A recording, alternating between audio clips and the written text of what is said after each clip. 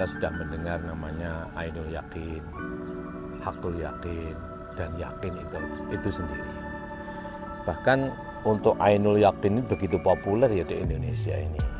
Ibu Megawati sendiri sering melontarkan kata-kata itu ainul yakin. Bahkan banyak sekali teman-teman kita yang bernama ainul yakin, husnul yakin, dan lain sebagainya.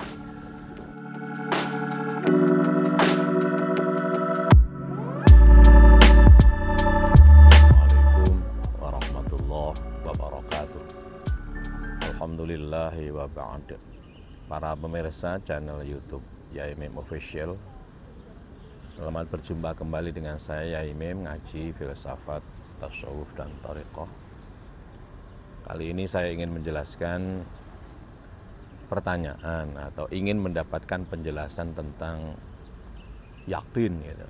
Yang satu ayat yang sering saya kutip yaitu surat Al-Hijr. Surat Al-Hijr itu surat ke-15 ayatnya yang terakhir yaitu 99. Wa'bud rabbaka hatta ya'tiyakal yaqin. Jadi tundukkan dirimu agar dirimu itu mau mengabdi kepada Tuhanmu untuk diperoleh satu keyakinan. Nah, kemudian pemirsa ini minta dijelaskan, kan kita sudah mendengar namanya ainul yakin, hakul yakin, dan yakin itu sendiri. Bahkan untuk ainul yakin ini begitu populer ya di Indonesia ini. Ibu Megawati sendiri sering melontarkan kata-kata itu ainul yakin. Bahkan banyak sekali teman-teman kita yang bernama ainul yakin, husnul yakin, dan lain sebagainya. Juga nama ainul yakin itu adalah salah satu nama daripada Sunan Giri. Jadi Sunan Giri itu nama aslinya Maulana Ainul Yakin. Baik, saya ingin jelaskan, jadi ada 3 hal ya yang perlu dijelaskan. Yakin itu sendiri kan keyakinan ya. Yakin itu ada ilmul yakin gitu. Ada ilmul yakin, kemudian ada ainul yakin, ada hakul yakin. Di mana meletakkan 3-tiganya ini dalam tahapan rohani kita. Nah, sebenarnya sama aja ya, ini nggak bisa dipisahkan karena semua itu ada pada diri kita. Tapi untuk memudahkannya biasanya para ulama itu membuat satu marotib atau tertib itu menjadi ilmu yakin. Secara bahasanya kan pengetahuan tentang yakin, tapi ini bukan pengetahuan, tapi ilmu itu sendiri. Nah, kemudian yang kedua adalah ainul yakin. Ain artinya kan zatnya, ain itu menjadi mata kan, nyata, mata bukan nyata maksudnya. Kemudian hakul yakin itu menjadi nyata, benar, yakin itu kan. Nah, baik. Saya mulai dari ilmu yakin. Secara bahasa artinya ilmu yakin itu ilmu itu dalam dada itu. Wujudnya berbagai fenomena nyata ada dalam dada, itulah ilmu. Bal huwa ayatun bayyinatun fi suduril ladzina utul ilma. Wa ma yajhadu bi ayatina illa zalimun. Itu surat Al-Ankabut, surat ke-29 ayatnya 49. Jadi ilmu itu bukan yang di atas kertas. Al ilmu fi sudur la fi sudur. Ilmu dalam dadamu fi sudur. Diberi oleh Allah, nah, dia ilmu itu tahu. Apa yang ditahu oleh ilmu itu benar. Nah, benar itu sifatnya iman atau siddiq. Maka ilmu yakin artinya siapapun Anda dengan ilmumu, kalau Anda mau mengikuti ilmumu yang ada di dalam dadamu, akan timbul satu keyakinan. Nah, dalam konteks pengetahuan beda lagi. Orang itu untuk meneliti berbagai hal fenomena alam lalu timbul keyakinan. Nah, itu keyakinan yang sifatnya zonni. Keyakinan yang tidak yakin itu. Jadi keyakinan yang yakin itu yang bersumber dari dadamu itu. Artinya apa?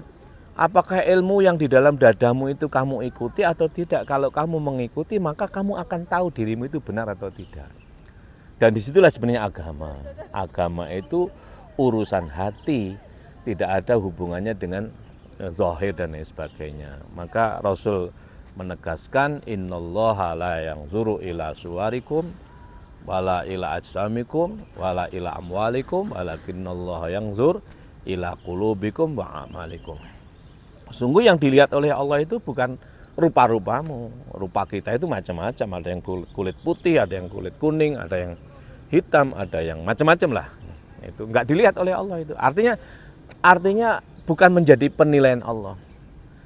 Allah juga tidak memperhatikan bentuk jasadmu, karena jasad manusia kan beda-beda juga tuh. Ada yang tinggi besar, ada yang kecil, ada yang sedang dan lain sebagainya. Allah juga tidak melihat kekayaan harta-hartamu. Kenapa? Karena harta benda itu ya gitu, beda-beda, maka tidak menjadi ukuran. Yang menjadi ukuran Allah adalah hatimu dan perbuatan yang dipimpin oleh hati. Walakinnallahu yanzur ila qulubikum wa a'malikum. Hatimu yang di situ ada ilmu itu. Yang kemudian memimpin apakah yang kamu lakukan itu benar-benar atas dorongan hatimu atau karena apa. Ini bukan berarti Allah sama sekali nggak melihat rupa, nggak melihat bentuk fisik, nggak melihat harta, tidak. Tapi hendaknya rupamu kamu dandani, kamu perbaiki itu harus atas dasar ini. Harta bendamu kamu kumpulkan itu harus atas dasar hati. Ya toh? Jasadmu kamu sehatkan, kamu pelihara dengan baik.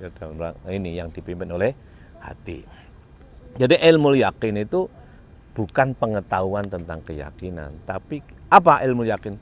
Kalau kamu mengikuti ilmumu yang ada dalam dadamu akan timbul keyakinan. Allah menegaskan dalam surat At-Takatsur ya. Surat ke-102. Ini 102 itu juz akhir, juz 30. Mulai ayat 1 sampai ayat 8. Alhaakumut takatsur. Alha telah melupakan kamu, at-takatsur dampak dari kamu ini.